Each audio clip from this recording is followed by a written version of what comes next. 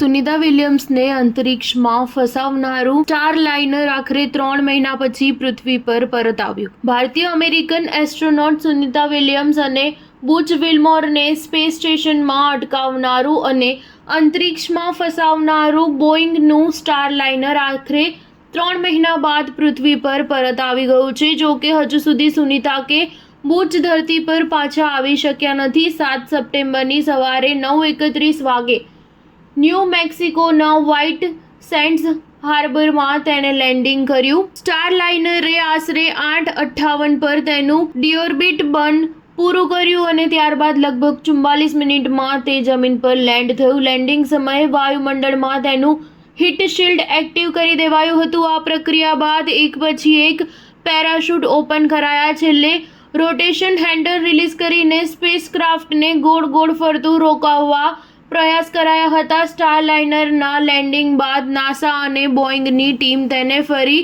Assemble યુનિટમાં લઈ જશે, જ્યાં તેના પર રિસર્ચ અને તપાસ કરાશે. એ જાણવાનો પ્રયાસ કરશે કે છેવટે કયા કારણોસર હિલિયમ લીક થયું, કયા કારણે પ્રોપેલ્શન સિસ્ટમ બગડી, કેમ આ સ્પેસક્રાફ્ટે ડોકિંગમાં સુનિતા અને બુચ માટે તકલીફ ઊભી કરી. આ સ્પેસક્રાફ્ટના કારણે જ નાસાના બંને અંતરિક્ષ યાત્રીના જીવ સામે જોખમ ઊભું થયું છે. સ્ટાર ન્યૂઝ 7 હંમેશા સચ્ચાઈની સાથે.